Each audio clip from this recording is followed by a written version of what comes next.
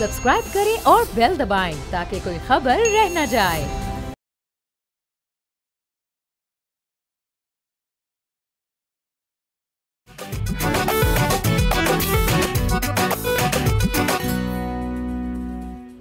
अस्सलाम वालेकुम, बोलो जनाब में बहुत बहुत खुश आमदीद। मैं हूँ असद निज़ामी, मेरे साथ हैं अली आफ्ताब। सर क्या हाल है? सर ज़बरदस्त हैं और बड़ी आज रंगारंग तकारीब हो रही हैं लाहौर शहर में। बिल्कुल। और उम्मीद है कि तमाम लोग बड़ा एंजॉय कर रहे होंगे वीकेंड को।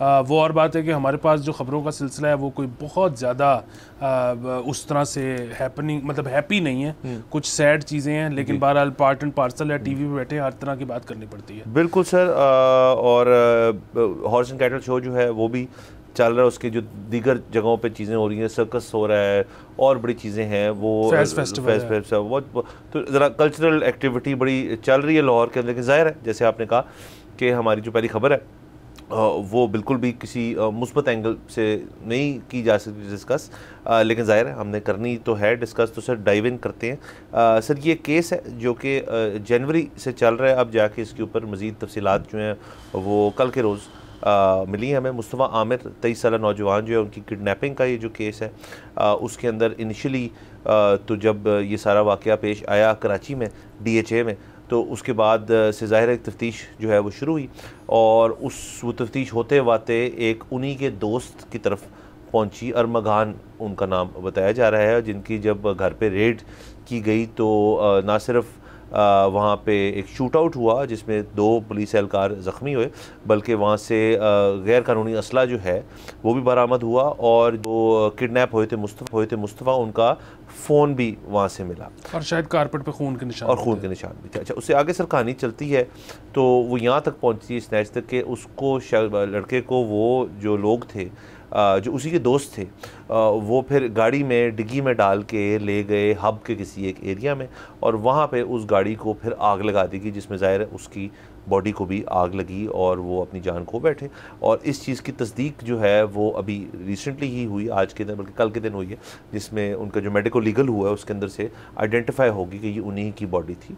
तो बहुत अफसोसनाक है। और अगेन इसके अंदर इतनी चीज़ें जो हैं, इतने मौज़ूआत जो हैं उन पर रोशनी पड़ती है, जिससे पेरेंट्स को, बच्चों को बिल्कुल एक आई ओपनर के तौर पे ये केस है कि आपकी जो कंपनी है आपके बच्चे की, आपने ना सिर्फ अपने बच्चे पे नज़र रखनी है बल्कि उसकी जो कंपनी है उस पर भी नज़र रखनी है। तो देखिए सर, इन सब की जिन लड़कों की बात हो रही है उनकी उम्र तो कुछ है ही नहीं, मतलब अपने मिड 20s अर्ली 20s के ये हैं, और आप देखें कि असला रखना और मतलब ज़ाहिर है फिर उसके अंदर और भी दीगर एक्टिविटीज़ में वो मुलव्वज़ होंगे। मतलब असला कोई शख्स जो है शौकिया तो नहीं रखता ना 23 साल की उम्र पर कि जी मेरे पास बड़ी कलेक्शन है गन्स की, ये तो अनहर्ड ऑफ चीज़ है। तो उसके अलावा ये फिर कोई मामलात था, कहा जाता है कोई खातून किसी लड़की का मामला था, और उसके साथ साथ मतलब कोई दुश्मनी पैदा हुई, एंड बड़ा अजीब सा केस है। बिल्कुल, जो अभी तक तफसीलात सामने आई हैं ना, उसमें जो एक और चीज़, एक होता है मर्डर के वो रश ऑफ ब्लड, कोई मौके के ऊपर कोई तनाज़ा पैदा हुआ और उसमें जो है किसी ने किसी को मार दिया, उसकी सज़ा पूरी दुनिया में कम है compare to cold blooded murder where you plan a murder. तो उसको मैनस्लॉटर कहते हैं, बिल्कुल प्रीमेडिटेटेड नहीं होता जो। एग्जैक्टली। सो मसला ये है कि इस केस में तो बाकायदा बुलवाया गया इस नीयत के साथ कि आज उसको मारना है। सो ये बहुत ज़्यादा ख़तरनाक बात है। दूसरी चीज़, जैसे आपने कंपनी की बात की, वो बहुत ठीक है, और आपको ना जैसे जैसे उम्र गुजरती है आपको उसकी समझ आती है। हम भी बचपन में या लड़कपन में हमें भी नहीं पता था, अब जब उम्र बढ़ी है तो अंदाज़ा हुआ है कि वो जिस तरह गुरप्रीत गुग्गी कहते हैं ना कि अब दोस्त वो होता है जो 3 पीढ़ियों का दोस्त हो, कि मेरे पेरेंट्स का भी दोस्त हो, मेरा भी दोस्त हो, मेरे बच्चों का भी दोस्त हो। तो कोई शख्स अगर वैसा नहीं है तो आपको उससे दोस्ती नहीं रखनी चाहिए। लेकिन अगेन आप लड़कपन में होते हो, आपको ज़्यादा से ज़्यादा अपना नेटवर्क फैलाने का शौक़ होता है। फिर ये है कि आप उन दिनों में कनेक्ट किसके साथ कर रहे हो, क्योंकि देखिए लड़कपन में हमारे इस मुल्क में एक ख़ास किस्म की मायूसी भी है। मुझे खुद याद है, मुझे पता है मैं नेशनल टेलीविज़न पे बैठा हूँ, बहुत भारी जिम्मेदारी है मेरे ऊपर, लेकिन मैं ये कतराता नहीं हूँ ये बताने के लिए कि एक दौर था लड़कपन का कि जिसमें मैं भी ये मनी हाइस्ट टाइप की फिल्में देख के उस दौर की जो इस तरह की थी, तो हम बैठ के प्लान करते होते थे कि अच्छा बैंक लूटना चाहिए। अगेन ये निशानी है कि आपको नज़र नहीं आ रहा कि आपका फ्यूचर जो है ना वो कुछ ठीक काम करके भी बन सकता है, आपको कोई गलत काम करने की ज़रूरत नहीं है। यहाँ पर जिस तरह से आपने फरमाया बड़ों का बहुत बड़ा किरदार आता है, और वो किरदार नज़र रखना तो एक चीज़, वो तो चलें आप कितनी को रख लेंगे, वो तो पुलिसिंग वाली बात है ना। असल बात ये कि बच्चे को बार बार ये समझाना कि तुम्हें ये लग रहा है कि this is the end of the world, this is not, बड़े मौके आएंगे, तुम्हारी अभी बड़ी ज़िंदगी पड़ी है, अगर एक दो चीज़ें तुम्हें अभी तुम्हारे मुवाफिक नहीं भी रहीं तो फ्यूचर इसका मतलब ये नहीं कि ब्लीक है, डार्क है, तुमने अभी बहुत तरक्की करनी है, बहुत।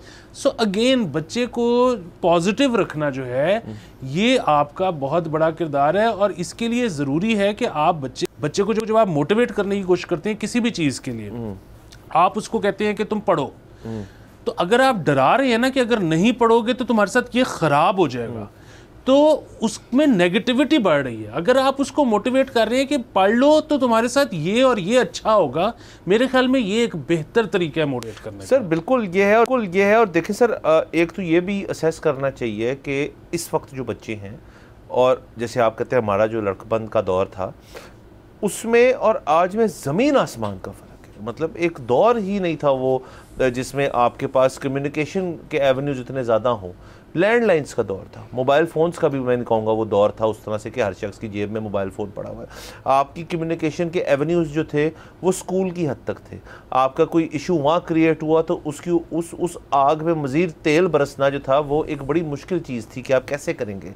उसके बाद ज़ाहिर है चीज़ें तब्दील हुई, इंटरनेट आया, उसके ऊपर मतलब आपकी इंस्टेंट मैसेजिंग जो है इस एक चीज़ आई।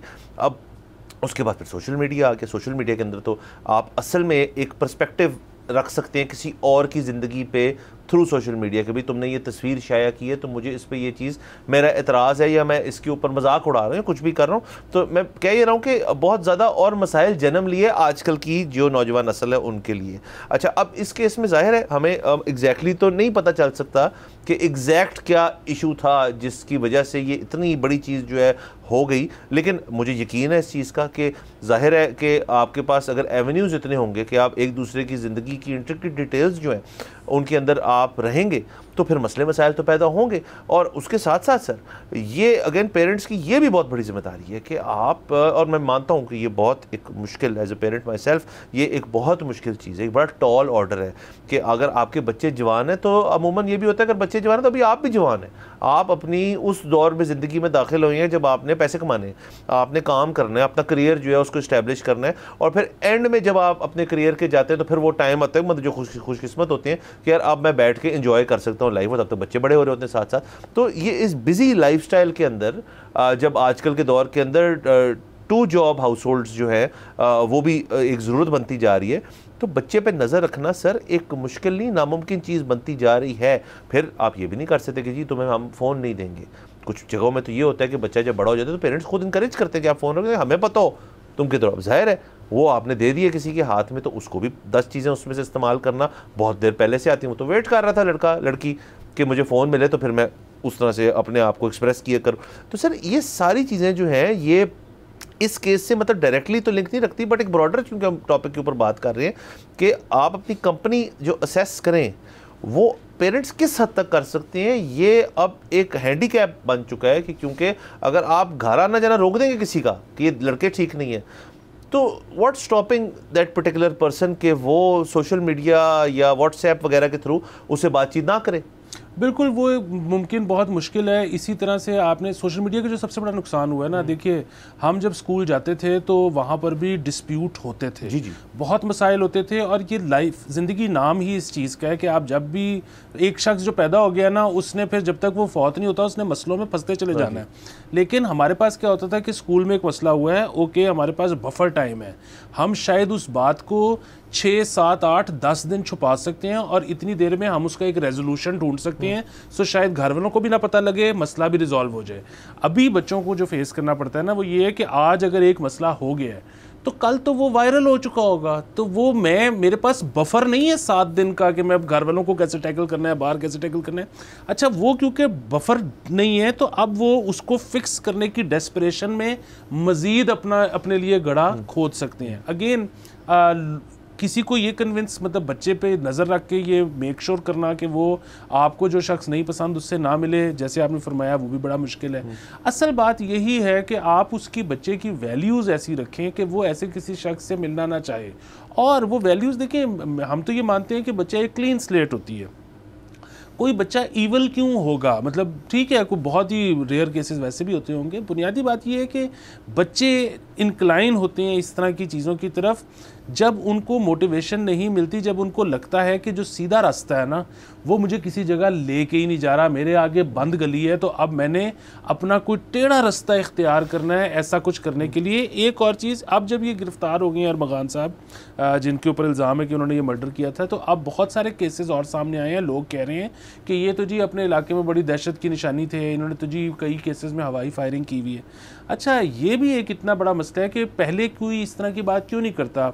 कुछ अर्से पहले एक बड़ा हाई प्रोफाइल मर्डर केस हुआ, तमाम टीवी चैनल्स पे आया, मैं अभी नाम नहीं लेता, लेकिन वो जिनके बारे में था, जब वो आ गया टीवी पर तो आई रिमेंबर मेरे एक दोस्त ने कहा कि वो ये तो वो है, इसने एक शादी पे मेरे ऊपर गन तान दी थी। तो मैंने कहा तुमने तब क्यों नहीं बताया? उसने कहा बस, मैंने कहा कोई पागल सा है, मैं फिर किस तरह निकला। लोग भी नहीं इंटरेस्ट लेते फिर ना। एग्जैक्टली सबसे पहली बात ये है कि यहाँ पे इस मुल्क में लोगों की हैंड आई कोऑर्डिनेशन के इतने मसले हैं। मैं तो किसी ऐसे कमरे में 1 मिनट नहीं रुकता जहाँ पे मुझे गन नजर आ जाए, और मैं ये नहीं कहता कि कोई मुझे दुश्मनी में मार देगा, कोई मुझे गलती से अगर लग जाए वो और ज़्यादा दुख की बात है कि कोई इंटेंट भी नहीं करता था और मुझे नुकसान पहुंच गया। सो बुनियादी बात वही है कि ये वैल्यूज़ आपके अगर बच्चे में होंगी तो वो खुद चूज। सर एक तो वैल्यूज़ डेफिनेटली आप बिल्कुल ठीक फरमा रहे हैं कि होनी चाहिए, और वो घर से ही आती है चीज़। मतलब देखें, जिस बच्चा को ट्रबल्ड है तो ज़ाहिर पैदाइशी तो रेयर होता है, बट ये तो ज़रूर होता है सर कि कोई ट्रबल्ड हाउस होल्ड हो, वहाँ पर उसने चीज़ें देखी हों, और फिर उसकी जो तरबियत है वो सही तरह से ना अगर हुई हो, तो फिर वो एक अल्टीरियर जो अपना रूट है वो इख्तियार किया जाता है, जिसमें इस किस्म की चीज़ें फिर हमें नज़र आती हैं, जो कि बहुत बुरी हैं।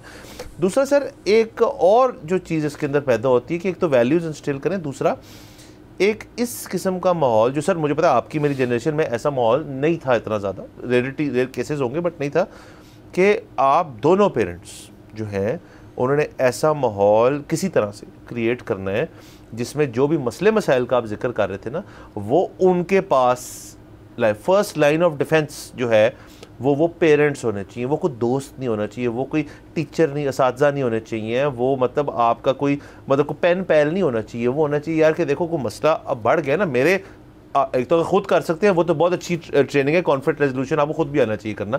अगर नहीं हो पा रहा और आपकी उम्र इस किस्म की है जिसमें आप अपने पेरेंट्स के साथ रहते हैं और अब आप इंडिपेंडेंट अभी नहीं हुए, तो आपका इंस्टिंक्टिव नेचर, मतलब आपकी इम्पल्स होनी चाहिए कि यार मैं बिठा के आज शाम को बैठ के उनको ये बात बता दूंगा, मुझे शायद डांट भी पड़े, मुझे शायद कुछ भी हो, विच इज़ फाइन, कि शायद ना भी डांट पड़े, बट वो फिर इस चीज़ को टेकअप करके ना सही रास्ता निकाल देंगे। वजह सर, एक्सपीरियंस का कोई नमो बदल नहीं होता, क्योंकि ऐसी चीज़ें उन्होंने भी की होंगी और उन्होंने भी शायद छुपा के सीखी होंगे। यार मैं तो बेचारा ये बता देता अपने वालिदैन को, तुम्हें बेहतर रह जाता, जो एंड में उनको पता ही चल गया और उनको डांट डबल पड़ी होगी कि यार एक तो तुमने किया, हमसे छुपाया क्यों, बताओ भाई।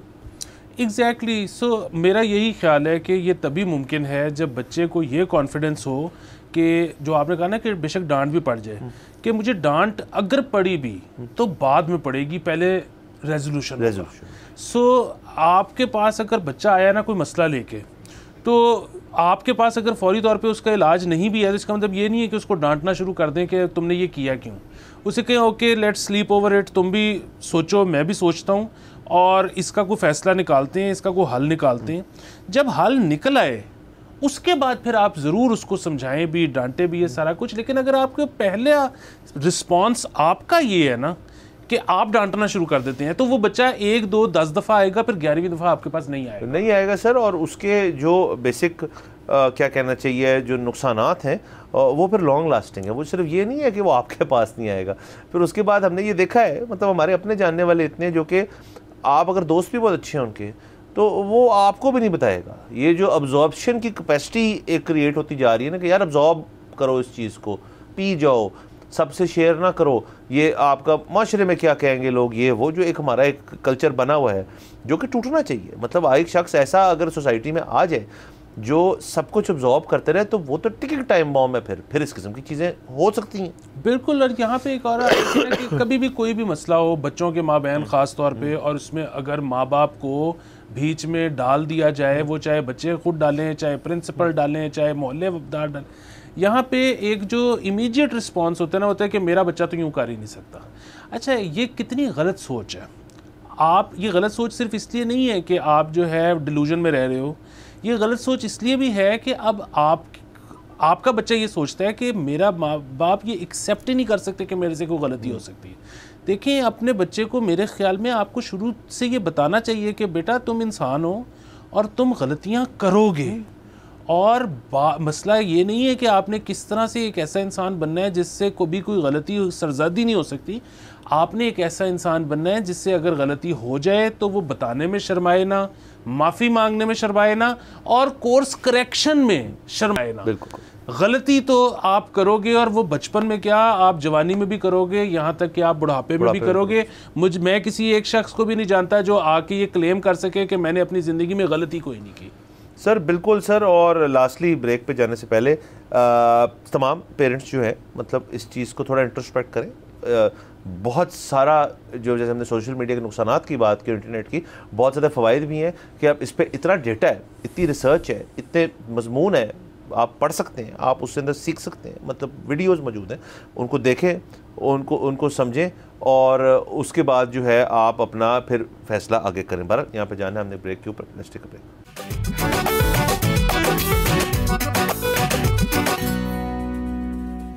Welcome back from the break. आप देख रहे हैं बोलो जनाब। सर आगे चलते हैं। सर अब हमें अगेन हम जो दूसरी खबर भी हमारी है वो सिंध में ही रहना पड़ेगा। मतलब एक ही खबर के अंदर 2-3 खबरें एक्चुअली। शजील मेमन साहब ने आज एक प्रेस कॉन्फ्रेंस की है। पिछले हफ्ते हमने अपने शो पे डिस्कस किया था जो मामला अगेन कराची में पेश आया, जो डंप ट्रक वाला इशू था सारा, जिसके अंदर कुछ लोग अपनी जान को बैठे, और मुख्तलिफ और जो इशूज़ हो रहे हैं कराची के अंदर ट्रैफिक को लेके और गाड़ियों की रोड सेफ्टी को लेके। तो उस पर शजील मेमन साहब जो थे उस पर गुफ्तगू कर रहे थे, काफ़ी ज़्यादा बातें हुई, लेकिन जो उस पर्टिकुलर चीज़ से ताल्लुक़ रखने वाली बातें हमने सोचा उनको ज़रा हम अपडेट कर दें। अगेन जो हमने पिछली स्टोरी की थी उससे भी ताल्लुक़ रखती है कुछ चीज़ के अंदर। एक तो नंबर उन्होंने कहा जी कि अब से जो गाड़ियाँ हैं उनके फिटनेस सर्टिफिकेट्स जो हैं वो होंगे। अब उसकी ज़्यादा डिटेल जो है वो यही होगी, जैसे आई एम अज्यूमिंग पंजाब वाला प्रपोजल तो ये था कि 5 साल के बाद की गाड़ियों के ऊपर लाजमी हो जाएंगे सालाना। उसके अलावा उन्होंने कहा जी असले की नुमाइश जो है गाड़ियों पे वो उस पर पाबंदी है तो वो नहीं कर सकते।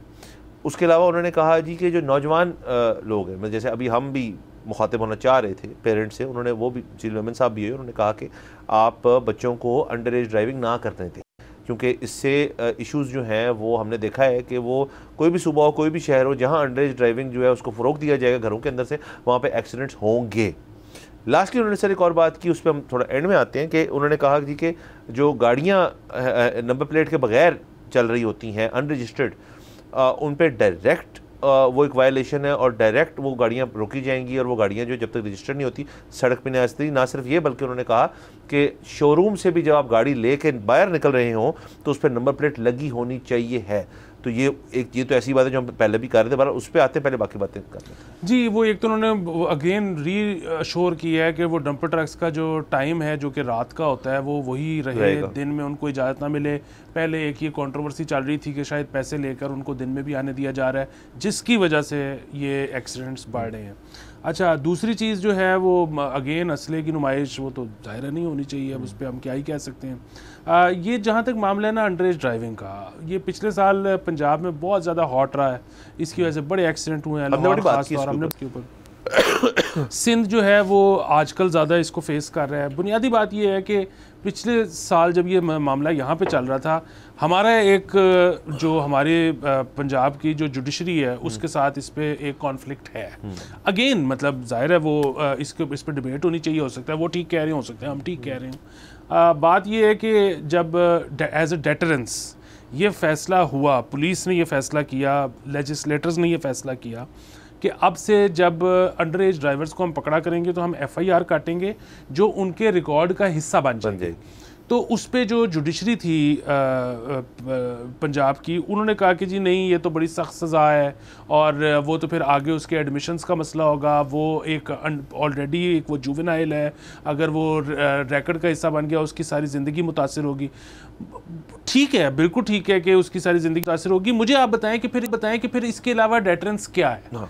मतलब एक तरफ ये है कि उसकी ज़िंदगी इसलिए मुतासिर हो, उसको आगे एडमिशन्स में प्रॉब्लम हो या नौकरी में प्रॉब्लम हो, दूसरी तरफ वो किसी की जान ले ले।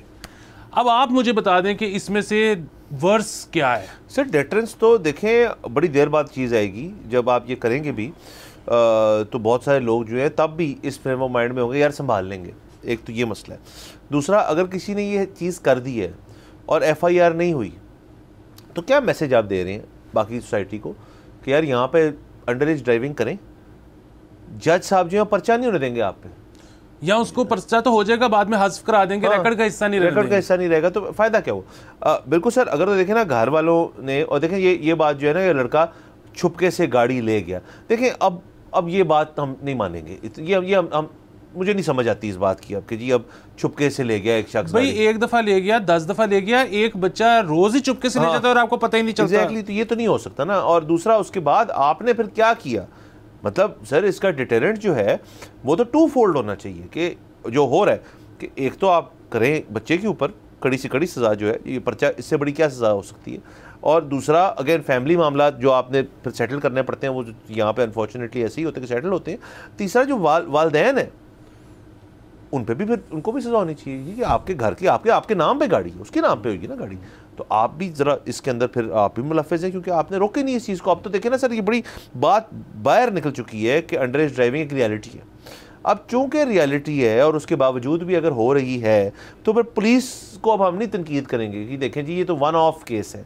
हम कहेंगे जी कि पेरेंट्स हैं इन्वॉल्व, क्योंकि जितनी बात इस पे मीडिया पे हो चुकी है, जितने स्टेप्स पंजाब गवर्नमेंट ने, सिंध गवर्नमेंट ने लिए हैं, उसके बावजूद भी अगर आप इस चीज़ की इजाज़त देते हैं तो आप भी फिर इसके अंदर इक्वली इन्वॉल्व हैं, तो फिर आप भी आएँ ज़रा।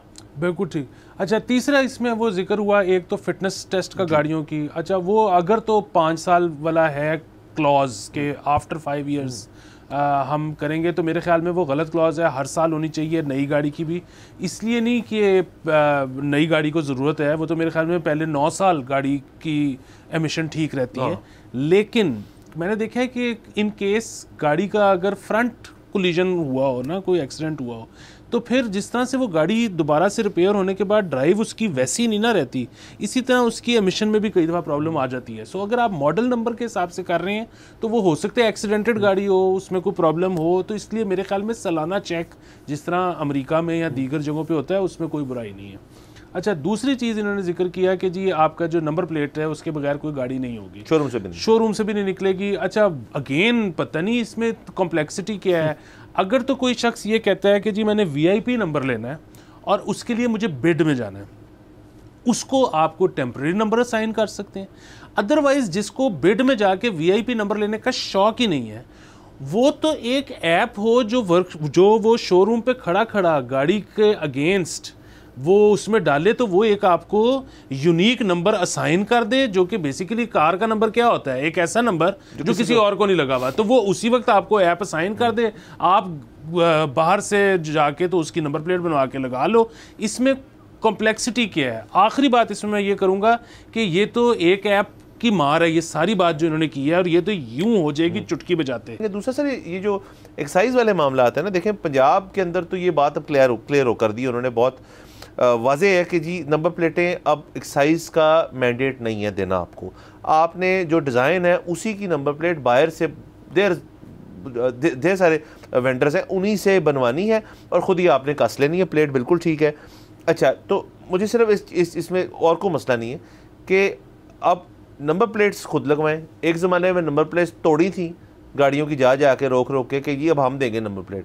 अब जब आपकी बारी है नंबर प्लेट देने की तो आप कह रहे हैं आप खुद बनवा लें, तो ये किस किस्म की पॉलिसी साजी है कि जी हमें खुद ही नहीं पता कि हम नंबर प्लेट बनाने जोगे भी हैं, मतलब हम नंबर प्लेट भी नहीं बना सकते, तो हमने क्या ये रजिस्ट्रेशन इंश्योर करनी है तमाम गाड़ियों की, हमने अंडर एज ड्राइविंग के ऊपर क्या करना है फिर? हम तो ये नंबर प्लेट नहीं दे सकते। देखिए मेरा नहीं ख्याल आज तक पाकिस्तान में कोई एक भी साल था जिसमें 1 लाख से ऊपर गाड़ी बिकी हो, जो कि अगर 1 लाख भी बिक जाए तो वो महीने की 8,000 है। और ये कोई एक सूबे की बात नहीं कर रहे, हम पूरे पाकिस्तान की बात कर रहे हैं। जिस तरह से आपने फरमाया उनको भी नहीं दे सके, 4-4 महीने बाद, 4 महीने पहले नंबर प्लेट नहीं मिलती थी, फिर उसके बाद वो मैसेज और कॉल कर करके पागल कर देते थे कि आपकी नंबर प्लेटें आ गई, एक्साइज के दफ्तर पिक करने आए। सो ये तो बहुत अच्छी बात है कि कम से कम अपनी जो कमज़ोरी है सरकार ने मान ली और उन्होंने कहा हमसे नहीं होता, आप खुद कर लें। तो यही मेरे ख्याल में तो ये बड़ा मुस्बत पहलू है। सर बिल्कुल।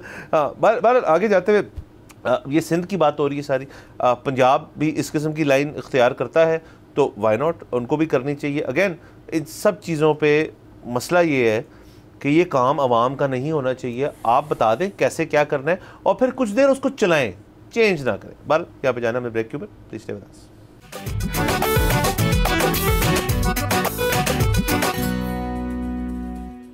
Welcome back from the break. आप देख रहे हैं बोलो जनाब। सर आगे चलते हैं।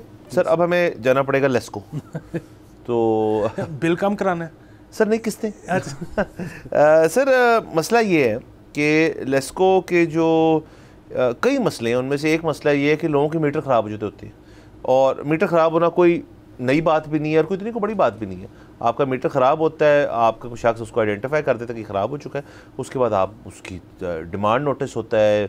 कुछ केसेस में डिमांड नोटिस भी नहीं होता, आपका मीटर या तो ठीक हो जाता है और वो फिर आपको नया मीटर लगाते हैं। पिछला जो मीटर उतरता है आपका, जितनी देर वो ख़राब रहता है उसका एक फोरेंसिक होता है सर, और वो फोरेंसिक जो है उसकी बुनियाद पे आपके बिल जो है अगले में एडजस्ट होके लग जाता है कि मतलब उतने यूनिट्स आप पे करें, आपने यूज़ किया, बिल्कुल ठीक है। ये प्रोटोकॉल है मोरलेस। हज़ारों मीटर सर जो है जिनमें जो लोग कह रहे हैं, क्लाइंट्स जो हैं लेस्को के, वो कहते हैं कि ख़राब है तो इनको चेंज करें, वो हज़ारों मीटर जो हैं 8 से 9 महीने तक चेंज नहीं हुए। अब उसकी एक वजह बताई जाती है कि हमारे पास मीटर है नहीं, दूसरी वजह उसकी ये बताई जाती है कि जी हमारे पास अमला नहीं है, और तीसरी वजह ये बताई जाती है कि शायद लोग चाहते ही नहीं उनका मीटर जो है वो चेंज हो। और उसकी वजह ये हो सकती है कि फिर वो एवरेज आउट बिल आता है कि पिछले साल की एवरेज इस साल की निकाल के आपको एक अज्यूम्ड बिल आ जाता है, जो कि शायद आपकी यूजेज जो है उससे कम भी हो सकता है, लेकिन आपने उस दिन महीने नहीं यूज़ किया तो वो ज़्यादा भी हो सकता है। अमूमन तो ऐसे ही होता है कि आपकी जो यूज़ होती है उससे कम ही होता है, तो उससे लोग ज़रा परेशान हैं, सार्फिन भी तंग है। तो अब एक तो ये खबर होगी सर कि ये जो लेस्को वाली ये वाली, दूसरा ये हुआ है सर ओवर बिलिंग भी एक मसला चल रहा है। ओवर बिलिंग के ऊपर FIA ने तलब कर लिया है लेस्को के लोगों को कि जी अब आप इसके ऊपर बाकायदा इन्वेस्टिगेशन होगी। तो एक तरफ FIA, दूसरी तरफ ये मसला, तो सर लेस्को जो है वो फंस गई है। सर देखिए, इसमें जो आपने सार्फिन का जिक्र किया ना, उनका इसमें कोई कसूर नहीं है। उसकी वजह ये है कि जब आपका मीटर ख़राब होता है या जल जाता है, कुछ भी होता है किसी भी कसूर की वजह से, तो आपके घर की बत्ती चली जाती है। जब आप इन्फॉर्म करते हैं कि जी हमारे आके इसको फिक्स करें, तो वो आपको लेस्को का अमला ही आके बताता है कि आपका मीटर ख़राब हो चुका है, हम आपका मीटर लेके जा रहे हैं, अब ये रिपेयर होगा या इसकी जगह नया आएगा, उसके पैसे हमने आपसे लेने हैं, हमने खुद देने हैं, जो भी करना है। फिलहाल हम आपकी बिजली डायरेक्ट कर रहे हैं, दोनों तारे जोड़ देते। बिल्कुल इसी तरह अगर वो मीटर रिपेयर हो जाए या उसकी जगह नया आ जाए और लेस्को वाले लगाने आ जाएं, तो सारिफ मना थोड़ी कर सकता है कि आप मत लगाएं। तो इसमें अगेन जिसका भी मुझे पता लगता है शख्स का बिजली का मीटर जल गया है, ख़राब हो गया, मैं उसको बड़ी मुबारकबाद देता हूँ क्योंकि वो तो अब जितने महीने या जितने साल तक नहीं लगेगा, उसका एवरेज बिल आएगा, वो चाहे उसके बाद जितने मर्जी शहाना अंदाज में बिजली खर्च करें। अगेन जो आपका ये सवाल है कि जी ये, और फिर ज़ाहिर है कि उसके पैसे कौन देता है, उसके पैसे डिवाइड हो जाते हैं सब में जो बिल दे रहे हैं। बुनियादी बात जो आपका सवाल है कि जी क्यों नहीं लगता टाइमली मीटर, तो इसका जवाब मुझे नहीं पता। मतलब देखें वो ये बात कि जी हमारे पास मीटर ही नहीं है, भाई क्यों नहीं है, मतलब किस किस्म की फजूल बात है? और मतलब आप टाइमली बनवाते क्यों नहीं है, आप एडवांस में ज़्यादा बड़ा ऑर्डर क्यों नहीं दे देते? अच्छा, ये बिजली के मीटर जो है ना, ये कोई अब ऐसी चीज़ नहीं है जो हम इम्पोर्ट करते हैं, ये लोकली बनते हैं। जी बड़ी देर से लोकली बन रही है। बिल्कुल, तो फिर हम क्यों नहीं ये करवा रहे? ग्रीन मीटर्स भी लोकली बन रहे हैं अब तो। एग्जैक्टली। दूसरी एक और चीज़ ये है कि हमारी जो बिजली के बिल्स हैं, इनके अंदर तो पता नहीं किस किस चीज़ के टैक्सेस हैं। इसके अंदर PTV का टैक्स है, इसके अंदर एडवांस इनकम टैक्स है, इसके अंदर पता नहीं क्या कुछ है। तो मतलब एक सारिफ जो बिजली खर्च कर रहा है, हम उसके खर्चे के अलावा उससे इतना कुछ ले रहे हैं, और इस सारे के बाद हमारे पास मीटर के पैसे नहीं हैं। बड़े अफसोस की बात है। अच्छा, और इन मोस्ट केसेस, जाहिर है सब में नहीं हो सकता, इन मोस्ट केसेस तो ये जब मीटर ख़राब होता है तो उसके जो कॉस्ट होती है वो पास ऑन वापस कंज्यूमर को ही कर देते हैं। जी, डिमांड नोटिस दें आप, ये करें वो करें। तो अगर वो पैसे भी कंज्यूमर नहीं देने हैं तो आपको क्या चीज़ रोक रही है, ये आज तक समझ नहीं आता। सर खसारा, इदारे का खसारा सर। यही हो सकता है ना सर, जाहिर है अब हम बैठ के सर, क्योंकि देखें एक तो ये और मसला है ना कि इस खबर के मुताबिक तो उनको भी नहीं पता मीटर क्यों नहीं मिल रहे, तो हम तो सर बैठ के अब हम अज्यूम करेंगे, हाइपोथेटिकल्स में चलेंगे ना कि क्या वजह हो सकती है, क्योंकि हमें समझ नहीं आ रहा क्या वजह हो सकती है। अच्छा, अब सर कुछ एक ज़माने में था कि जी इंपोर्ट हो ही नहीं रहे, जैसे आपने कहा इंपोर्ट तो मसला ही नहीं, वो तो यहाँ बन रहे हैं। सर क्या ही होगा सर, ज़्यादा से ज़्यादा यही होगा जी जिनसे बनवा ली है मीटर्स उनकी को पेमेंटें फंसी हुई हैं, वो पेमेंटें हो ही नहीं, अगर वो नहीं हुई तो वो और मीटर नहीं दे रहे, जब पेमेंट क्लियर होगी तो और मीटर आ जाएंगे और चेंज हो जाएंगे।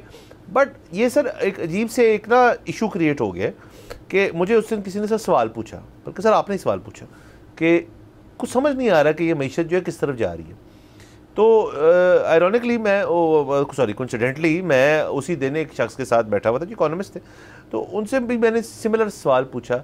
सर घूम फिर के उस बंदे ने जो मुझे जिस समझ आई वो ये थी, वो कहती है यार कि इस मुल्क में ना बिजली दरअसल अभी भी बहुत महंगी है। कोई इकोनॉमी का पहिए वाली जो बात है ना कि चलाओ इसको, जैसे मियाँ साहब ने अब कहा है कि यार अब हम तो ठीक कर रहे हैं, आहिस्ता आहिस्ता ठीक हो रही है चीज़ें, तो अब आप काम करें। अब मेरा फिर भी इसके अंदर मसला ये है कि कोई शख्स इस मुल्क में काम वो तब तक नहीं कर सकता जब तक उसके पास एनर्जी सिक्योरिटी ना हो, नंबर 1, और एनर्जी कंसिस्टेंसी ना हो। सिक्योरिटी मीनिंग कि यार आएगी, मुस्तकिल आएगी, और कंसिस्टेंसी मीनिंग के रेट जो है ना वो जो हमने अब सेट कर लिया ना आपके लिए, इंडस्ट्री के लिए, क्योंकि आप इंडस्ट्री लगा रहे हैं, वो यही रहेगा और वो कम टैरिफ होगा। जब तक ऐसे इकदाम नहीं लिए जाएंगे, जो कि हमें पता नहीं ले सकते बिकॉज ऑफ IMF, तो तब तक सर मामला ठीक नहीं होगा। सर मेरे ख्याल में IMF को भी जिम्मेदारी देना गलत है। देखें, बड़ा सादी सी चीज़ है जिसको IMF मना नहीं कर सकता। कहेंगे ना कि हमने हुकूमती यूनिट पे सब्सिडी देनी है, तो IMF कहेगा कि आपने नहीं देनी। अगर आप ये कहें कि जी हुकूमत के जो यूनिट का टैरिफ है वो वहीं का वहीं रहेगा, फ्यूल सरचार्ज वहीं का वहीं रहेगा, कैपेसिटी चार्ज वहीं का वहीं रहेगा, हाँ इसके ऊपर जो इजाफी टैक्सेस हैं वो हम ख़त्म करने लगे हैं, तो आपके ख्याल में IMF मना करेगा? नहीं करेगा। आप एज लॉन्ग एज उनको ये बता रहे हैं कि हम टैक्स कलेक्शन अपनी बेहतर कर रहे हैं और वहाँ से आपकी किस्त हम टाइमली अदा करते रहेंगे, IMF को क्या एतराज़ है? IMF को कोई भी एतराज़ नहीं है। इन फैक्ट जब आपकी बिजली सस्ती होगी, और अगेन हम ये नहीं कह रहे कि टैरिफ सस्ता करें, सिर्फ इजाफी टैक्स ख़त्म करें, आपकी बिजली सस्ती होगी, बिजली की कंजम्पशन ज़्यादा हो जाएगी, बिजली की कंजम्पशन ज़्यादा हो जाएगी, ये जो आपका कैपेसिटी चार्ज है ये ऑटोमेटिकली मज़ीद कम हो जाएगा। जब मज़ीद कम होगा बिजली मज़ीद सस्ती होगी, अगेन क्या होगा? इंडस्ट्रियलाइजेशन होगी। ये सारा कुछ ऐसी चीज़ है कि जो कि हमें पता भी है और IMF को इस पर एतराज़ भी कोई नहीं हो सकता। मसला सिर्फ एक है, वो ये है कि नंबर 1 हम यहाँ से इजाफी टैक्स लेना चाहते हैं क्योंकि हमने हार मान ली है, हम टैक्स कलेक्शन ठीक तरीके से नहीं कर सकते। नंबर 2 कि यहाँ पे जो एक बहुत बड़ा मसला है बिल कलेक्शन का, बहुत सारे एरियाज़ ऐसे हैं, बहुत सारे लोग ऐसे हैं जो बिल देते ही नहीं। बहुत सरकारी जो हैं कई ऐसे इदारे हैं जो बिल नहीं देते, मतलब वासा ने बिल नहीं दिया हुआ पता नहीं कितने रुपए, तो जब तक कलेक्शन ही नहीं होगी, अब चाहे ये भी किसने करनी है? आप कर सकते हो कलेक्शन, मेरी ड्यूटी में शामिल है कलेक्शन, सरकार ही कर सकती है। सो अगेन आपकी अगर सरकार कलेक्शन करना शुरू कर देती है बिल्स की, तो IMF उसके खिलाफ बोलेगी नहीं। Sir IMF is easy target, आप हर चीज़ का जो इल्ज़ाम है ना वो IMF पे लगा दें। IMF पे लगाई ना सर। देखिए उसके अलावा जैसे आपने कहा कि वासा ने लेस्को का बिल देना, ओके देने होंगे पैसे सर। अब कलेक्शन जो है कंज्यूमर लेवल पे वो हम बड़ा अजीब तरह यूज़ करते हैं इस यूटिलिटी को। हम कहते हैं सारा कुछ मर्ज कर दो। आपने अगर टैक्स नहीं दिया ना अपना, तो ये कहाँ था ना बिजली काट देंगे आपकी, ये कर दे।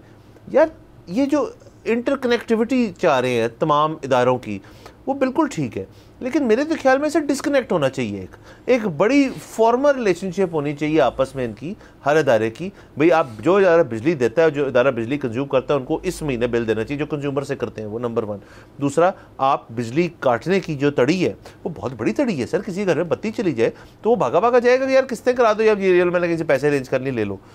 लेकिन आप उस थ्रेट को आपने न्यूट्रलाइज कैसे कर दिया है? आपने कहा जी आप टैक्स नहीं देंगे, बत्ती काट देंगे। टैक्स नहीं दिया बहुत सारे लोगों ने, ये हमें पता है क्योंकि FBR कलेक्शन नहीं है, किसकी बत्ती काटी किसी की नहीं काटी।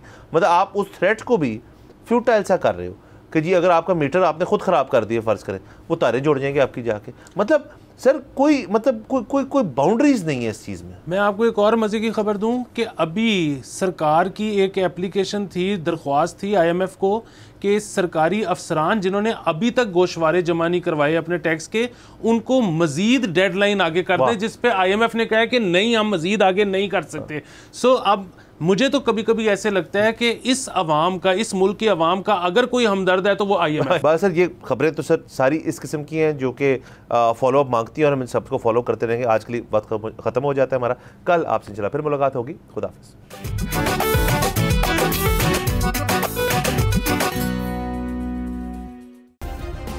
सब्सक्राइब करें और बेल दबाएं ताकि कोई खबर रह न जाए।